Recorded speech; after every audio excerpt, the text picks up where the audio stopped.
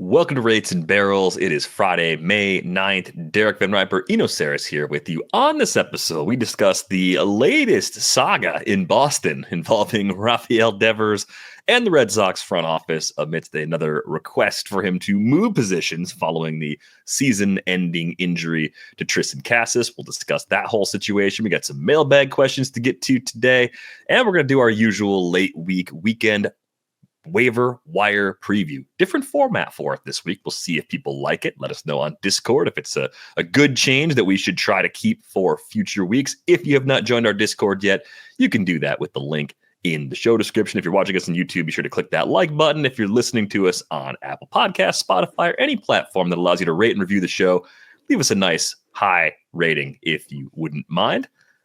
How's it going for you on this Friday? I'm doing well. I slept in a bed last night and have not run 100 miles since Wednesday morning. Shout out to my mother, who is just crossing the 100-mile mark on the Sedona Canyon's 125-mile running race. I did the tweets and forgot to expressly say it was running, so some people, I think, assumed she was biking or whatever. She is running 125 miles like a crazy person. And I hope that she's doing okay because she ran through the night. And she's got 25 miles to go. If she finishes, she wins. She wins? She's the only person in the 70 plus age bracket. Holy cow. Your mom's over 70? Yeah. Wow. So she's rocking and rolling. This is going to be the hardest part, though. The last 25 miles when she hasn't slept last night. She has the choice right now that's facing her of trying to sleep some, and then getting her speed up and maybe trying to get up to like 2 miles an hour or 2+ miles an hour, which maybe she could do after some rest. Or continue plodding along. Right now, she's around like 1.5 miles an hour. There's a lot of elevation also. She's going from down in the basement up all the way to Flagstaff. So down in the Sedona Basin all the way up. So, it's one of those strategy situations that these any long distance runners, super long distance runners that are listening know all about. The winner of this race famously decided last year to take a nap. And this year, she decided to run through the night and broke her own course record. So, mom is going the way of not sleeping. And she has till Saturday morning at 10 a.m. to make it. I mean, if she averaged just over 1 mile an hour, she could do it, but that would be 2 nights of not sleeping. So I'm just, her son, I'm hoping she takes a little nap. But there's also maybe that moment, if you take a nap, you're just like, I can't get up. Yeah. I've already run 100 miles. If I take a nap, I may not get back up again for like 18 hours. So, it's, I don't know what she's thinking. She's probably a little delirious too. I have stopped receiving answers from her phone. The phone might even be dead. I mean, it's been that long. So, yeah.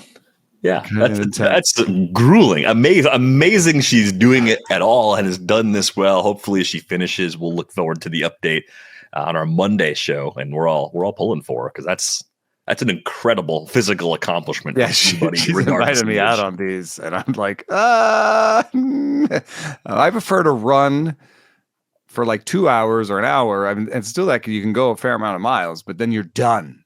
That's one of the parts I like about running. Is when you're done. I mean, there's no shame in running for 20 to 30 minutes and showering and sleeping in your own bed afterwards. All of those things are absolutely fine. Also a healthy whatever thing. Works. Yeah.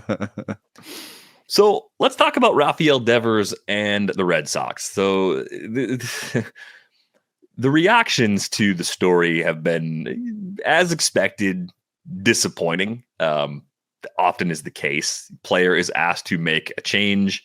Player says no. Fans say we hate you in more words than that. But that's like a lot of reaction to stories like this. I think there's a few different ways to think about it. First and foremost, I mean, the Red Sox moved Rafael Devers off of third base, and he didn't want to move off of third base, and made him a DH. And this is another request. And information has changed, right? The situation is different. Asking him to move again now is a result of the Casas injury. It's not just we changed our mind. We really like you at first base instead of having you as DH. So I can understand why and how Craig Breslow and the Red Sox front office would try and pursue this as a solution to their new problem at first base. But it also makes sense for him to say, like, oh, he actually literally said this. If somebody gets hit in their outfield, like, you want me to play outfield? Like, what if our shortstop gets hurt, you know? Right. And I just think the translation of what Devers was saying, I think is also like really important to consider too, right? Devers answering questions from the media with a Red Sox translator. And the way translations work, it's a difficult job, and B, it's not always going to be perfect. And then aside from that, like, tone matters too. Like, the actual tone of the comments is going to be a factor. So I think you have to kind of take a breath, take a step back, and just like think about the whole situation before rushing to any sort of judgment. But a couple of things are just sitting with me right now. This is year 2 of the 10-year extension that Rafael Devers signed with the Red Sox. And Craig Breslow did not give him that extension. Chaim Bloom did. And that, to me, kind of leaves this door open for other things that we ordinarily wouldn't see for a player of Devers' caliber at his age with a contract like that. And I asked Jen McCaffrey about this. I said, is this a galaxy brain fantasy guy thought that Rafael Devers could be traded at some point during or maybe after year 2 of a 10-year extension? She said, well, he doesn't have a no trade clause. So there you go. Like, but it is a lot of money. I mean, it's a lot of money. And the move to DH, I don't think it was only about Devers' defense. I think his shoulders were a major problem. And Jen came on the show a couple of weeks ago and explained how little Devers was able to do in preparation for the season over the course of the winter as a result of injury. And that, I think, largely explained why the slow start he got off to after opening day was as bad as it was. He was a terrible third baseman. I mean, like, honestly. Right. And I guess the conversations he had with Bloom at the time of the extension were more in the vein of, eventually, after a few years, we will make a position switch. Like, it was kind of some level of understanding that there was going to be a change over the life of the contract. Obviously, not this quickly. Like, this is year 2. So I feel for him. Matters. Yeah, I feel for him, but I mean, you can also see the fans' perspective, which is like, you know, this is the one of the star players of my favorite team. You know, I would do anything to be the DH for the Red Sox. You know? Right. And you're getting paid all this money, and the team who employs you asked you to do something for the team, you know, and they're paying you. It's not like they're asking you to do something for free. You know? And, you know, I think a lot of fans would be like, if I was in those shoes, I would gladly do it, you know, like, give me the $30 million a year, whatever, you know? So I understand that, but I also understand him being like, okay, you asked me to do this thing. I didn't want to do it. I did it. Now you're asking me a new thing, like, not even, like, what is it, like 3 weeks after that whole thing? I mean, we're talking about 2.5 months after. Yeah. Like, it hasn't been that long. So, and then also he's like, okay, and what I was saying before was like, you know, on this podcast, we were talking about this before. I was saying, like, you're going to ask him to play first base, but it's only a temporary thing because Cass is going to be back. And so then he goes back to DH. So it's not like, oh, we really think this is your long-term home, first base. That's what they were saying with DH, right? This is more like, and his point was, go on the market. It's not that hard to find a first base. We tried to find a first baseman for them, though, and it wasn't super obvious who it would be. It doesn't look great out there, especially if you're looking for immediate starting caliber first basemen that are easily acquirable. Like, can you trade for one? Yeah, you're probably going to have to overpay because teams now know your situation. And maybe that's the part of it, if you're in the front office, that you're kind of irked by, is like, you have a guy that you think could play it, at least play it well enough to solve the problem. You can play Yoshida at DH. Yeah, right. The cascading effect of that, like, oh, 2 birds, 1 stone. We're in good shape here. So yeah, I mean, I understand it from every perspective. I understand why Devers is kind of like, nah, like you had me move here. I understand why the front office is asking. Things have changed. I understand why fans are upset because baseball players make a lot of money to play a game that many of us played as kids and would love to play professionally, but guess what? We can't. But I definitely have a little bit of an issue with well, his job told him to do it, so he should do it. It's like, that's not quite how it works either. Like there's some rights. You have some ability to push back on this. And again, like if the shoulder is a long-term concern for the Red Sox, and that was at all part of their calculations in pushing him to DH beyond adding Alex Bregman, then that's a factor that they should continue to care about, though playing first base should be less rigorous on your shoulders than playing third base. Let's move on to some mailbag questions. This one's from Mark Morrow. Great Pope jokes on Bluesky yesterday. Duh Pope. Duh Pope's a good one. I saw some Italian beef jokes out there. People brought it yesterday. It was actually one of the few good days on social media we've had in a long time. But Mark Morrow in the Discord, timely question: is the Pope being a Chicago White Sox fan mean they have a chance this year? Buddy, he's been a White Sox fan for a long time. That's right. He's been an eye up in the organization. He's been a Cardinal. He's been blessing them. There's a picture of him at the World Series against the Astros. Yeah. So I'm going to say no. But among the great content on Bluesky, Grant Brisby, our friend from the Windup, from The Athletic, writes a lot about the Giants. You hear him a couple times a week. He did on not the round actually table. tweet that. He did not tweet the original one. You think the original's fake?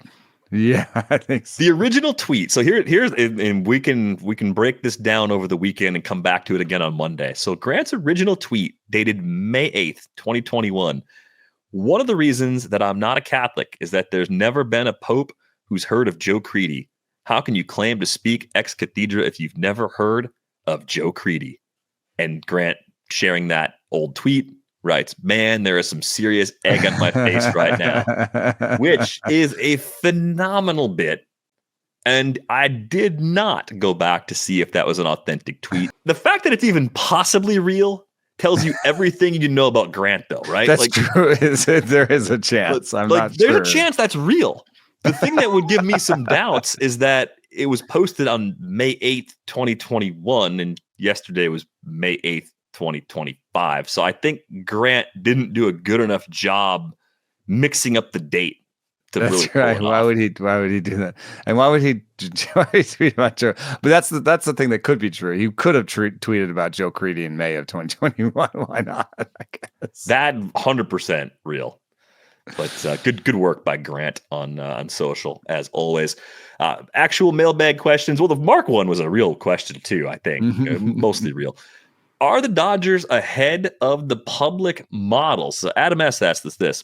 What's more likely? The Dodgers starters have all had below average MLB stuff this year, or they're leaning into something that public-facing models don't yet capture? I'm going to say both, which is, I know I'm a waffler. I'm the king of waffles. But the reason I'm going to say both is because I do believe they are ahead of public models. Like, I do believe, like, they hired Max Beck. He's been working, and he did a tremendous amount of work for us at Stuff Plus in like a weekend, basically. So I do think that they are ahead of public models, and they have a really large group of people working for them.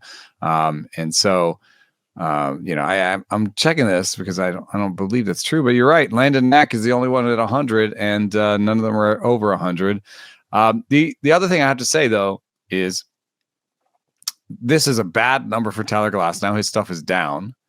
Tony Gonsolin has always kind of been around here and overperformed. I think they do interesting things on defense that help their pitchers. They have the lowest BABIP going back like 15, 20 years. There could be some park effect plus how they position their defenders. And then lastly, it wouldn't be surprising to me that a team that had so many injuries was pitching people that they didn't necessarily plan on pitching in the preseason. Yeah. Yeah, I do think the combination of injuries is a factor in there for sure. So I wouldn't write that off. I'd wonder, is the defense actually grading out as well as it has in recent years? No, and they've been hurt a little bit. Right. They've been hurt a little bit by the rule changes. Yeah, outs above average right now. I don't know if I got to check the BABIP too, but I'm just looking. Outs above average has the Dodgers right now, middle of the pack, even, 0. Defensive runs saved. They're plus 19, though, in DRS, which ties them for 3rd. 18th in BABIP. This is one of their worst BABIP showing in many years. Yeah, so I do think it's a combination of those things. And there were questions about Yoshinobu Yamamoto specifically, wondering why his stuff number was so low. And me, being the usual village idiot of our Discord, chimed in with, yeah, it's a little weird that a guy with a near career 30% K rate now over 130 innings in an improving zone contact percentage would have below average stuff plus, and he goes out and has a bad outing against the Diamondbacks. Awesome. Good job. Classic village idiot work again on my part. But what do you think it is about Yamamoto that keeps his stuff number down? Because by every other measure we would care about, he looks like a true ace. Yeah. Stuff plus does make it mean less after a while. And he's crossed that threshold and proven that we don't need to, dissect his stuff plus as much as just look at what he's done on the field. But when it comes to like his four-seam fastball movement, he has 16 inches of vertical break, and that's basically average. And the arm slot is not that unique. I think that maybe there's a chance that splitters perform better than model expects. His splitter has, average-ish, quote unquote, movement, and is only 5 miles an hour slower than his four seam. And so you could be like, it's too close to his four seam and it has average movement, but it's obviously been a really good pitch for him. So, there's not that great of a mystery here. It's good command, not like excellent command. It's a really good splitter, and he plays it backwards off of it. He doesn't. Even people who love Yamamoto, I don't think would tell me that they think he has great breaking balls. So if there's a number that is wrong, in my guessing is the number for his splitter, a 106 stuff plus on the splitter. Maybe that should be elite. It was 114 last year, because it should even be higher than that. But I don't actually personally argue with the 93 stuff plus on the fastball. It's like a pretty good fastball, a little bit above average in velo, a little bit below average in shape. I can't fiddle around with that one too much. So I think it's a good mix, and maybe the splitter is better than the model says. Yeah. I just noticed Kirby Yates is pretty low in the model too. I know we're focusing more on the starters. And he throws splitters all the time, and they work. Yeah. Yeah, 42% K rate so far this year, and the lowest walk rate that we've seen from Kirby Yates since 2019.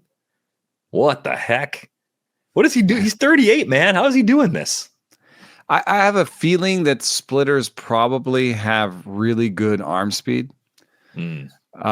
Because what pitchers tell me about splitters is that they trust the grip. They just sort of throw it as hard as a fastball, and so there's none of this sort of babying the arm, the stuff that we sort of made fun of with Dylan Cease. There's none of this like, oh, I can see a changeup's coming. It's more like, really mimicking the arm speed on the fastball. And if that's the case,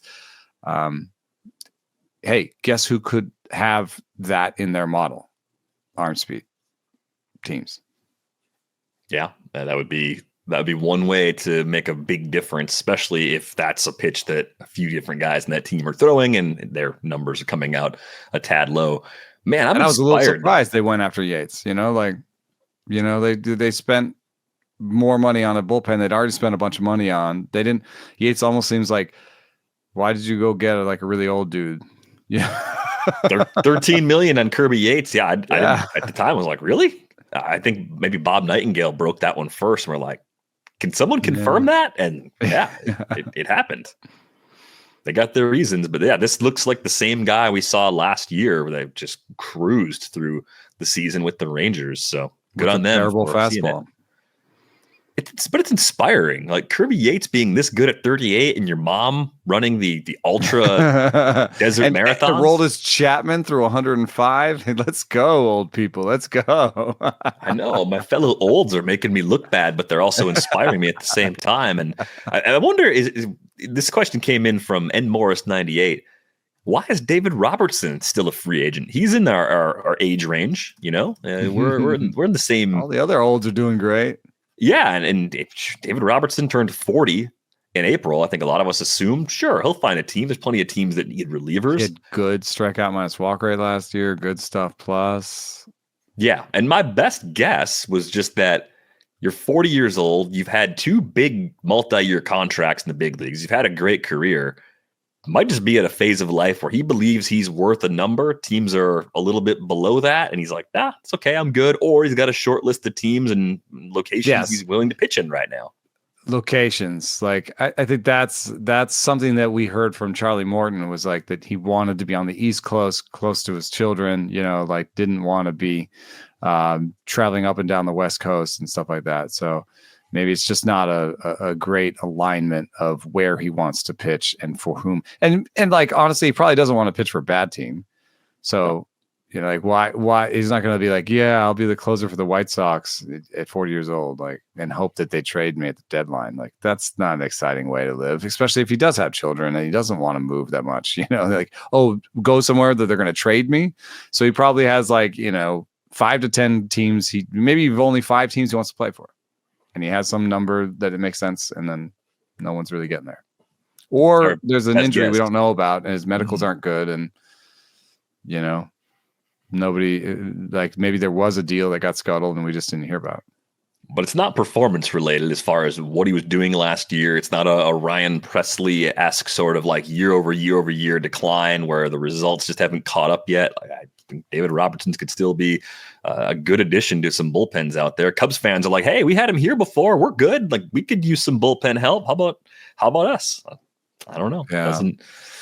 On the surface, it would make sense, but there might be some other factors there that we just don't know about in that case. Let's get to our weekend waiver preview, which I think is going to be a very large game of would you rather. Nice. I grouped the hitters into 3 different groups. I looked at the CBS roster rates and I put them into buckets of under 60%, under 40%, and under 20% roster at the time that I put the rundown together. So we get a few guys that are are these guys 10 team, 12 team league relevant now? Are these 12 and 14 team? Are these deep league relevant? So hopefully the structure of this ends up being useful for a lot of folks out there. 4 names popped up in the frequently added hitters, but still under 60% rostered group. Trent Grisham, Javier Baez, RyanO'Hearn, and Kobe Mayo. And wow, could you take 4 players and like have them all be in different points of their career doing different things all at once?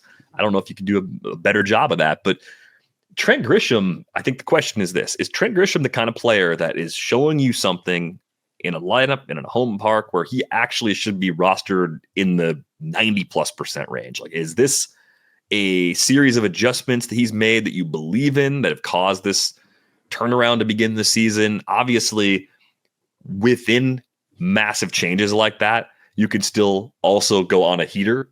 So I'm not saying, is this the new baseline for Trent Grisham, but are you seeing enough there where you actually are interested in more shallow formats? Because I'm surprised to see that he's still out there in like 30+% of leagues. Yeah.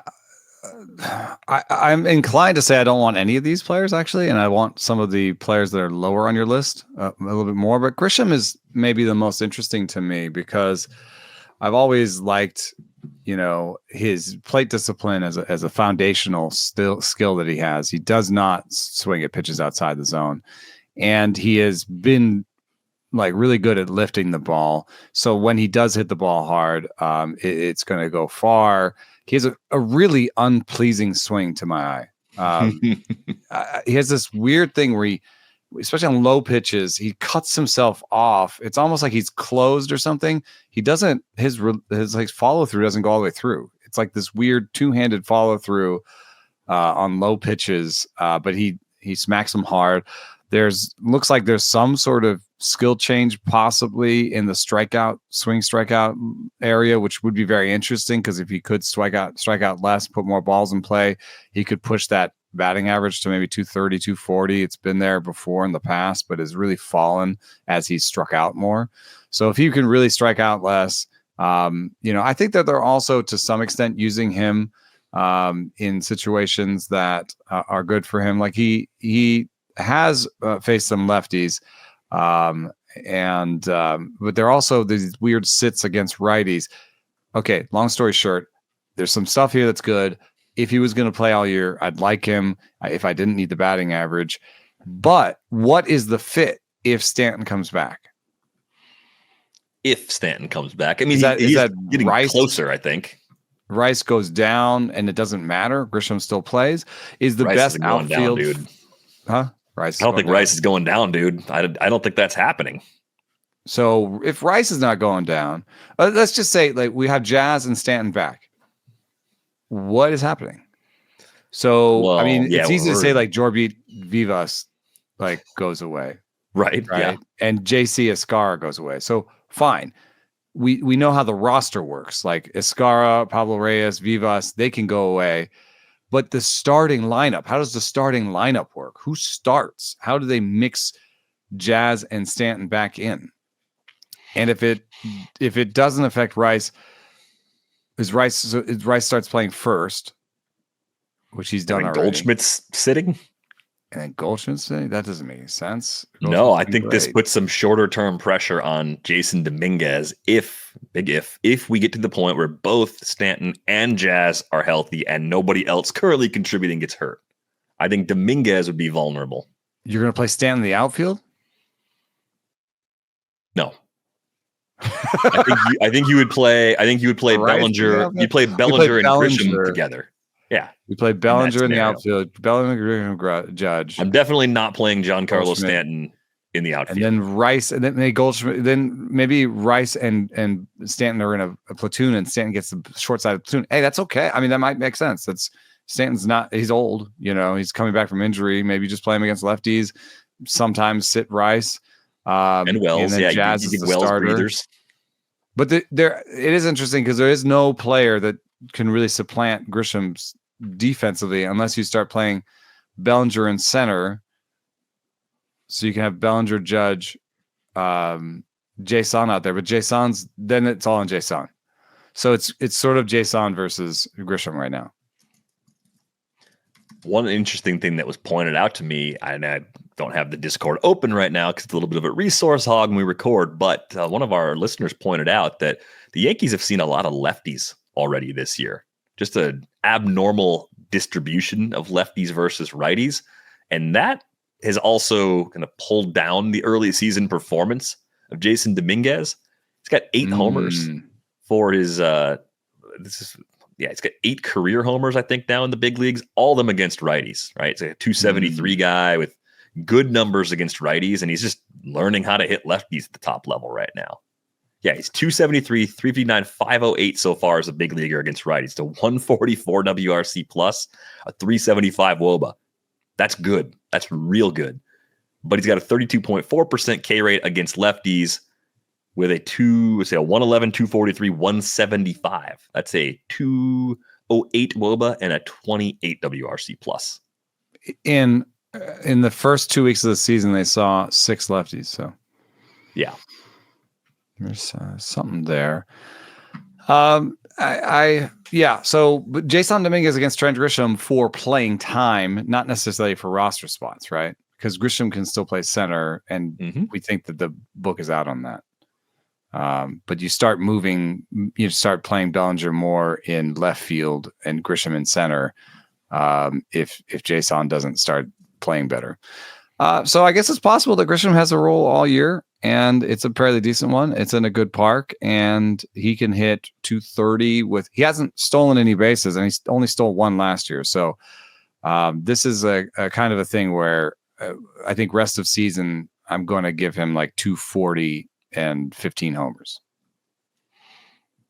Not bad. It's not bad. Better than the projections. It doesn't. Yeah, It doesn't change the fortunes of teams in shallow leagues, though. So your consensus is like, yeah, he's changed some things and he's better than projections, but he's not so far above projections that you're breaking into that top 30, top 40 outfield threshold. Yeah, and I wouldn't look at his BABIP and just be like, oh, he has a 267 BABIP, so he's not being lucky. First of all, his BABIP for his career is 267, and his BABIP as he's been hitting more fly balls is even lower than that. So if you look over the last 3 years, his BABIP is somewhere around 230. So he might actually be lucky right now. And we don't know how much of this 19% strikeout rate versus 26% strikeout rate career for Grisham is real. So, and then there's some team factors where if he does go into a funk and starts hitting 190 again, like he has for the last 3 years, then there's other people that can play. I think he's probably in, if I had to re-rank all the outfielders, I bet he'd come in somewhere in the 40 to 60 range at the position. So not quite enough to be in a 10-team league, probably rosterable in your 12-team, 5 outfielder type leagues. That's probably where I think and in 15-team leagues, maybe some of these people are picking him up just because he's playing with now and he's hot now, and those leagues, need to pick these guys up and play them for a while. And then if he starts losing playing time, he's gone again.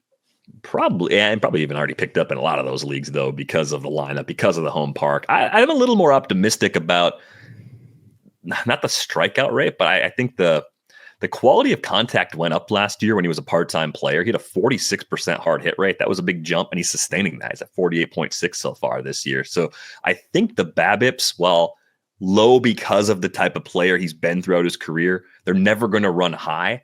That 217 last year looks freaky low. Like, that doesn't make a lot of sense to me at all. So maybe he's a little safer in that area than it appears if that hard contact is actually here to stay. I think when we talked about Javier Baez before, you were still kind of like, yeah, this is fun, but I'm not sure I'm going to believe it.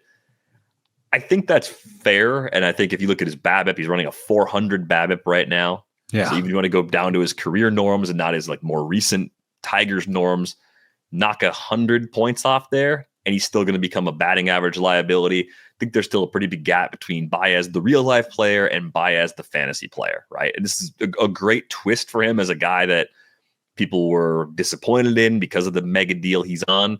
And look, he'll probably play enough to end up being a good source of profit in really deep leagues, but I don't think I'm aggressively pushing him onto my roster in shallow formats. RyanO'Hearn in this group, man, like he's a nice player, but like, do you like anything about RyanO'Hearn? There's a little bit of this new strikeout rate that he found last year that he seems to be doing again this year. He's kind of maybe combining with the better power. Yeah, O'Hearn is, and so. I like him a little bit, but it's a little bit like Grisham, but without any defense, which is to say that this team could get crowded again soon. We're going to get Westberg back soon. We're going to get Cowser back at some point, and maybe he doesn't have options or anything. So you could option Heston Kjerstad down. If he doesn't play better and still make room for guys. And you can also just maybe release Ramon Laureano at some point. I don't want to say that they have to keep him on the roster, right? But you got Kobe Mayo up here now playing DH, and if he hits his way onto this team, that's going to take time from somebody.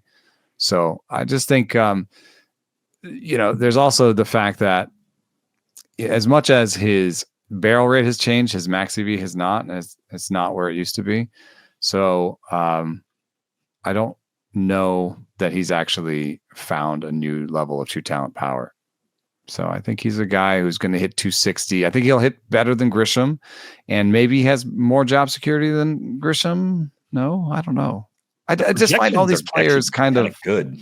I find them boring. Yeah, but I think what RyanO'Hearn is for me is if you're looking for corner help in a deeper league, he'll be cheaper than guys that have a similar projection for the reasons you mentioned. He's old and because we're seeing the combination of pre-2024 hard hit with the improved K rate And thinking about where the Orioles been hitting him, I know they're banged up. We talked about that earlier in the week.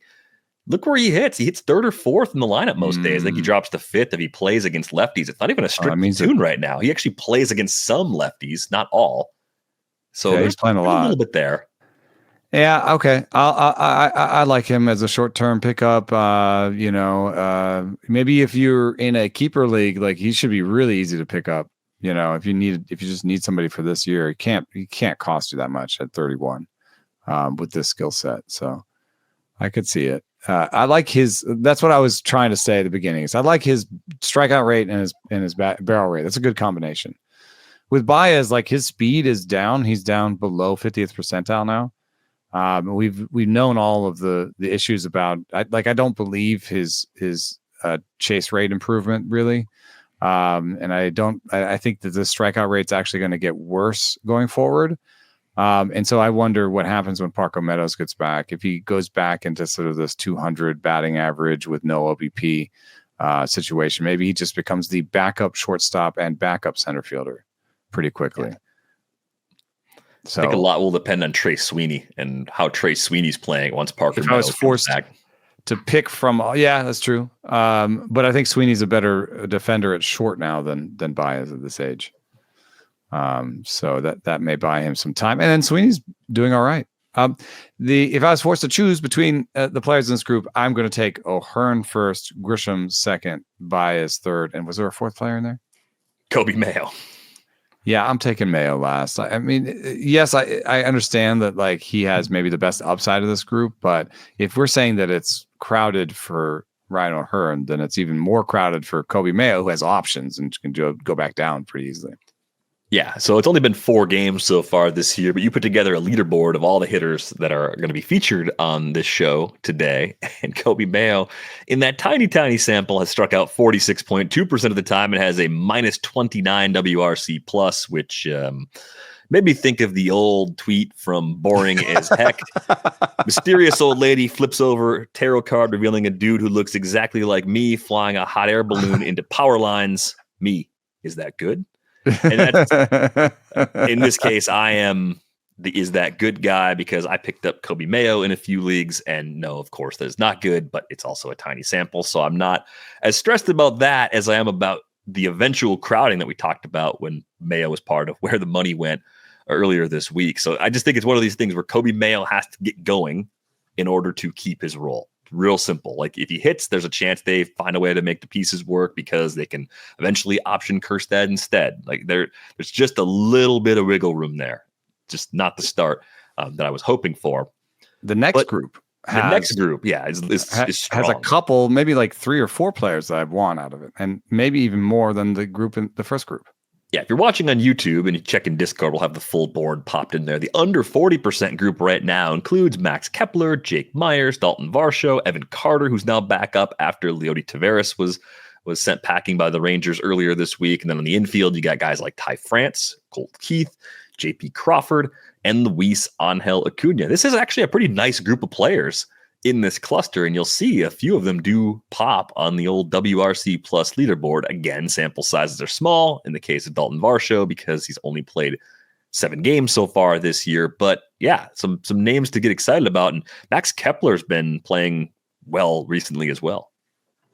Yeah, the in the sauce that I made, that toy stat that I made, Kepler and France are in the top 20% of the league.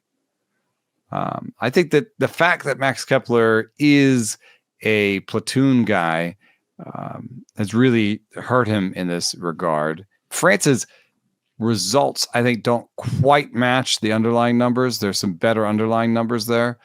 They're also playing him. They're just playing him. France is just playing.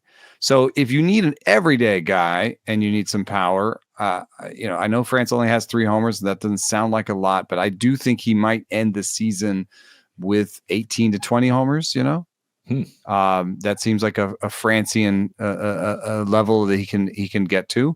And then Kepler, I think, is going to have 20 plus. He's just not a fit for people that need him to play every day. You need to be able to sit him when he hits a lot of lefties. I just don't think they're going to play him against lefties like very much at all. And so there's some use cases there for you. JP Crawford and Miguel Vargas, who's I think Vargas in the next group, are actually top half in sauce. And Crawford is another weird use case where it's like you can't really use him if you need homers or stolen bases or batting average, which makes you sound like, why would you use him then? But he won't hurt you in those places. So Crawford to me is the ideal fill-in. Like if you just have a short-term need in the middle infield, like put an extra $1 on Crawford, I think. I don't know who's right now is hurt in the middle infield, but like, let's say you were waiting for Geloff to come back and Geloff now has, some rib stress fracture situation and you're still you thought he would come back this week or whatever. I think Crawford is a good fill-in. He's not going to hurt you anywhere. He's a good player. I think that's a nice way to describe JP Crawford. He's only had one day out of the starting lineup all season, and entering play on Friday, he's actually led off for the Mariners in 7 consecutive games. So there could be a little more categorical juice there if he holds that spot atop the lineup. We talked about how they have made some pretty significant improvements in that lineup over the course of this year too. And I think Crawford gets a little underrated. I mean, I think because of the lofty expectations for him as a prospect and maybe the long road for him to become the player that he is now, people overlook him a little bit. But I think when you look at the last 3 seasons, and he was hurt, pretty banged up for a good chunk of last year, you see more consistency in the hard hit rate department, right? You see 35% or higher each of these 3 seasons. You see a guy that's always controlled the strike zone. He's never been a chaser. He still isn't a chaser, even with the hard hit rate going up. Sometimes you see that. That's sort of the trade-off. And we did see the high water mark, 19 homers, by far a career best in 2023. I think some of that was the work he put in. I believe, was he an early adopter of bat speed training? Is that what it was? JP Crawford, I think, was a driveline hitter in an off season. I think the 2022 off season. He was a bat speed training guy, and I think you see a little jump in his hard hit rate and his max EV in 23 and 24. Those are the years he started doing the bat speed training. Of course, 24 looks like a bad season. You say, why would you want to point to that at all? He was hurt that year. It was not a great year for injury. Yeah. Career high barrel rate last year, despite the injury, though, too. And he runs a little bit, a couple steals so far this year, 5 last year. So I don't know. Maybe you get 8 to 10 bags the rest of the way and you get double-digit homers. It's not going to be 19 at season's end, but if he gets to 13 and plays every day and scores more runs than you expect and maybe doesn't hurt you in batting average, those average projections could be a little bit low. I'm curious what you think of Evan Carter, because we didn't talk a lot about him the other day when we were talking about Leody Taveras getting sent packing by the Rangers. Do you see enough floor with Evan Carter where you would pick him up in a 12-team league where you're starting maybe only 4 outfielders? Is he a top 50 guy at his position right now, or is he a little below that? You know, what's bothering me is just the dearth of quality contact. It's way worse than I thought it was coming up. I thought he would be a guy who could hit 15 homers and have like a 400 plus OBP, and steal 30 bags. That's a pretty good player. Right now, I don't even know if I trust the rest of season projections for 10 homers, and yeah, he stole 6 bases in the minors, but 6 bases in the minors could be anything in the majors. You know what I mean? So right now I see him kind of as like a 230 hitter with a surprisingly good OBP. That could, kind of might go 10-10 the rest of the season. Like him or Grisham, it's that kind of conversation rather than, oh, this is a prized top prospect. He was striking out in the minors too. So, his true talent contact rate is in question. His true talent batted ball quality is in question. This is somebody I would put on bat speed training, I think. I wonder how much of this is a function of health, though. He had the back injuries last year, needed surgery. Is it just a matter of getting some reps, getting more comfortable in the box again? And maybe we're talking about him in a different tone 2 months from now. Like, you might not be excited to roster him between now and then, but there could be a point later on this year where even if you don't want Evan Carter now, you start to see some of the things we saw when he was a prospect simply because he's healthy again. Like that's to me, it's more of like a wait and see. If you're in a keeper dynasty situation, not playing for this year, try to get him back as a second or third piece. Don't make him the cornerstone of a deal, but like just look more to the future there. I'm mid-table in my 12-team dynasty right now, and I'm trying to hold on to him as like a bench piece. You know what I mean? Like trying not to drop him. So as much as I'm pessimistic about it, that's more of a redraft feeling. There's still some building block pieces here where there could be some good athleticism. We know the eye is good. The swinging strike rates in the minors are really good. So if he can combine the right level of aggression, you know, there's maybe a Brandon Nimmo starting package here. Yeah. Right. That seems reasonable. It seems like a Nimmo-esque situation. So Nimmo was worth waiting around for. And so it could be Evan Carter. But I do want to talk about somebody on this list real quick before we run out of time. I think Dalton Varsho is a get. I think you got to go get him. I think he's an acquire in dynasty leagues. I think this is just the beginning of a mid-career peak run here. And the reasoning that I'm giving is he improved his bat speed and he's now elite in bat speed. He has a 76 mile an hour bat speed. That's the best of his career and would put him in the 90th percentile, 95th percentile if he qualified. And so therefore, I kind of start to believe that 67% hard rate. I don't believe he's going to continue a 67% hard hit rate, but I believe that he will do better than his previous 36% career and 33% last year. So if you take the player he's always been and just juice that hard hit rate up to 45, 50%, you know, because that's where the elite bat speed guys live. They live at 50% hard hit. You got 50% hard hit. I know he hits a lot of fly balls, but you're going to get that. You're going to push that BABIP. And you're going to push that BABIP into look at what Oopsie did. Oopsie gave him a 280 BABIP because it sees the bat speed. So Oopsie says 243 hitter. Well, that doesn't sound that great. Well, it's a 243 hitter with 20 homers and 10 steals. Yeah, he looks healthy. A little bit of a difference for sure. If he's pushing back into the 2021 range, if that's his slash line with that power speed combo, okay, we can get on board with that. Yeah, I think at least 2022 he's capable of 2022 with a little bit fewer steals, but maybe even that many steals. 2022, he 235, 27 homers, 16 steals. Sign me up, man. Sign me up. I think in any league. I think 10 teams, you really.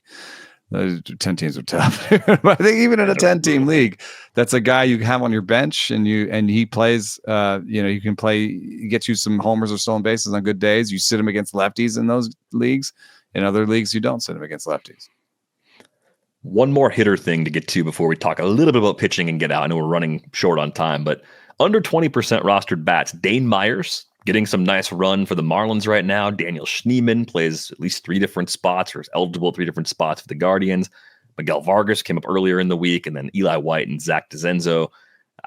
Of that group, who stands out to you as maybe the most impactful pickup if they're all available? It's Myers and who is it again? Myers, Schneemann, Vargas, Eli White, and Zach DeZenzo. Oh, I want to look at DeCenzo real quick. Myers is okay. I mean, I like that he steals bases. I like that he's on a team that probably just needs him to play. I like that he's getting to his power, even if his max EV, his bat speed don't suggest he'll have plus power. I do think he can maybe hit like 15 homers on the year and steal 15 to 20 bags and have like a 250 average at the end of the year, 260. So there's going to be worse days ahead than average. Obviously, as a 434 BABIP. That's pushing the needle on what's actually possible. But Zach DeCenzo, has better bat speed, has better max EV, has better power potential. He does strike out more, doesn't steal as much, doesn't have as much defensive qualities that will keep him in the lineup. He's on a tough team. So I think in terms of playing time, I don't know that I believe in him, but I believe in his bat a little bit more in terms of power. So Myers is my guy for playing for now, but in keeper leagues, there's something I like about what DeCenzo has shown. Yeah, we got a great question from Kiga Coyote in our Discord. how many years do you knock off a player's age when you see he was drafted as a pitcher, but now he's a batter, or vice versa? When I saw that Dane Myers is 29, I wanted to discount everything he's doing, but then I saw he was drafted as a 23-year-old pitcher, and now I'm taking 3 years off his age, and he seems like a more interesting orange to squeeze. I mean, I think that's about right. Like it's a lot of lost development time if you were just doing something completely different to get that back and to prove yourself.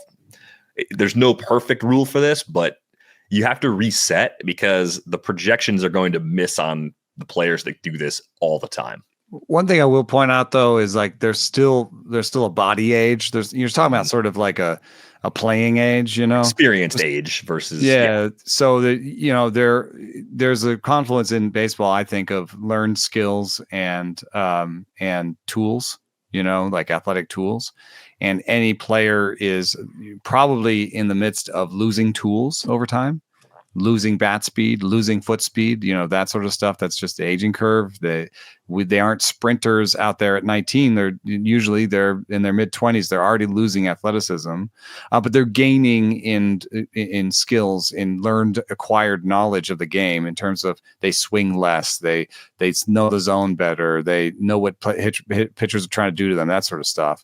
So, even if you want to take that learned, acquired skills curve and move it around because he hasn't been playing as long, the athletic skill level is still a fact of life. It's just tied to his age. So I might be more like 1 or 2 years. And I want to just remember that we had this discussion in 2019 when Jeff McNeil, had his great season, hit 318 with 23 homers. And there had been people who said he wasn't a prospect. And then everybody said, oh, no, he obviously is a prospect. And his age is wrong because he played golf and all this stuff. I think that McNeil's career since then has shown you that like that wasn't his true talent level.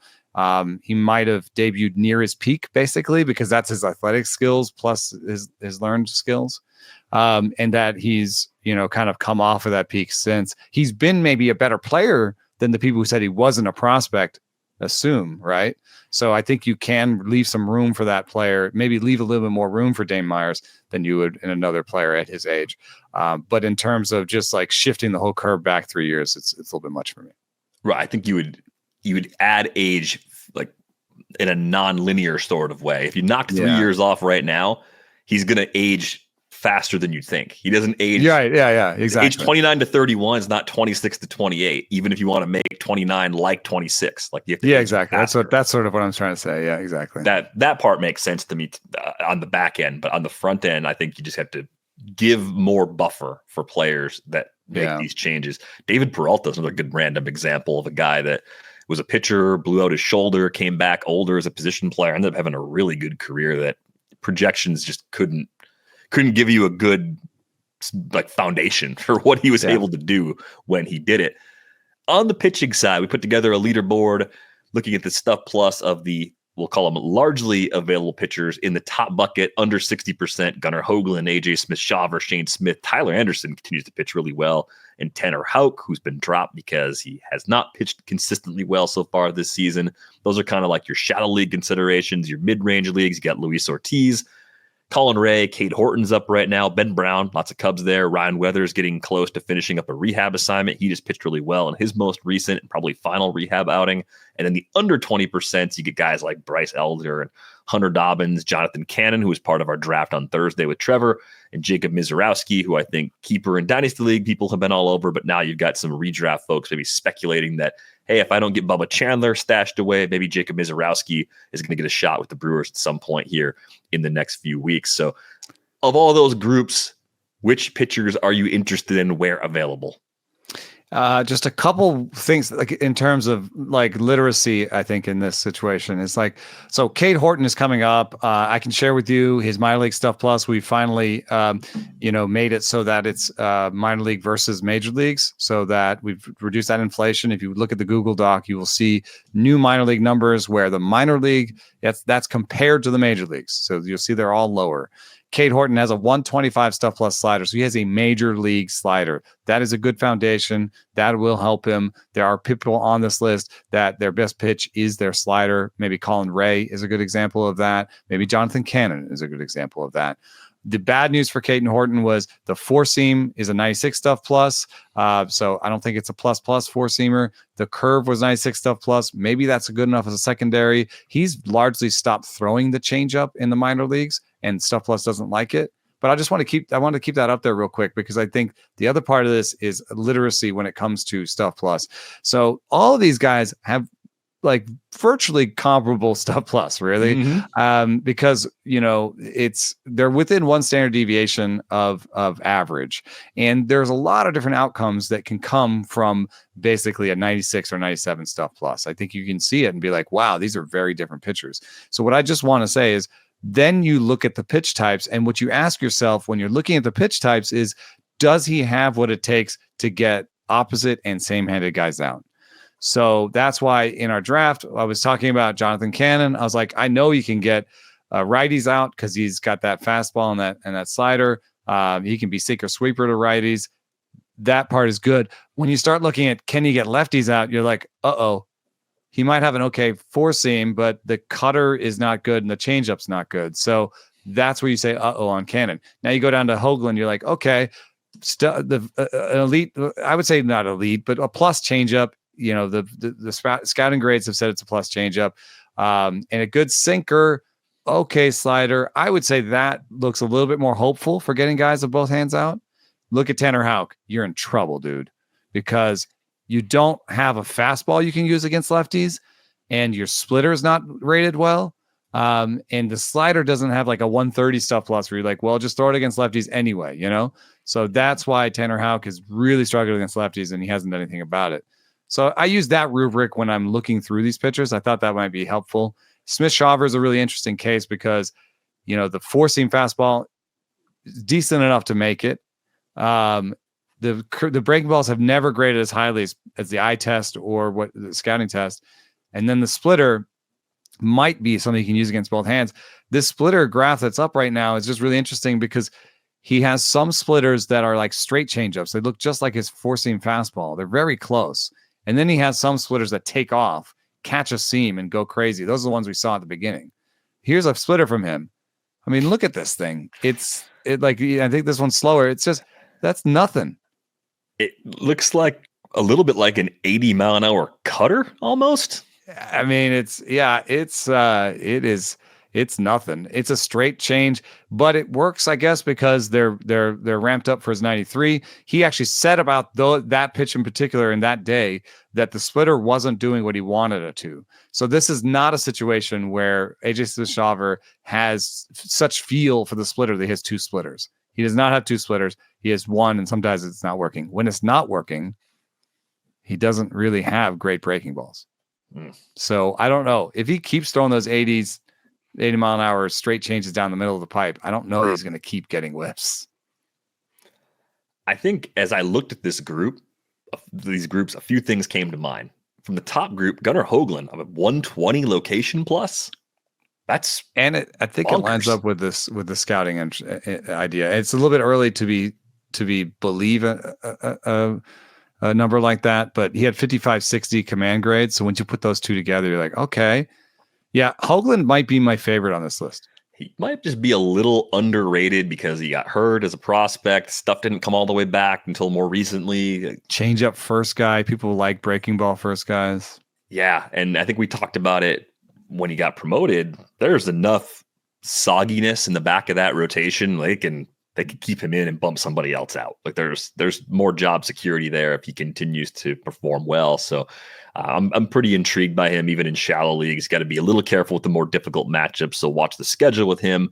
I think Ryan Weathers needs to be picked up in more leagues. We talked about some of the changes they made. He didn't show on our leaderboard just because he hasn't pitched yet this year. But yeah, he looked like a different guy last year, and even the rehab assignment, it kind of seems like those changes are real. And at the very least, you're going to use them a lot at home. But I think you're going to find that Ryan Weathers ends up, especially in deeper leagues, finding his way into your lineup kind of a lot going forward. And then from the bottom group, I kind of like Cannon, man, in the under 20% group. I just think there's just a question of like, does he have enough to boost the K rate? The K rate is really low. If you're going to use him even in deeper leagues, You know you're doing it with little chance of getting a win anytime he takes the ball because the team's such a deep rebuilding mess. But can Jonathan Cannon at least nudge the K rate in a better direction? I've been surprised to see how low his strikeout rates were throughout his time in the minors, given where his pitch is grayed out in the model. Yeah, I'm a little intrigued by him. Like having a couple like sort of foundational pieces there, I think is good. And I'm not sure that the changeup is any good, but I'm in on Cannon a little bit, and that's I just want to say a little bit. Like, don't 10 and 12 team leaguers don't do anything on that. No, he's not even close for shadow league. Yeah, like yeah, in the deep leagues, we're finding any starting pitcher is tough, or like an AL only league.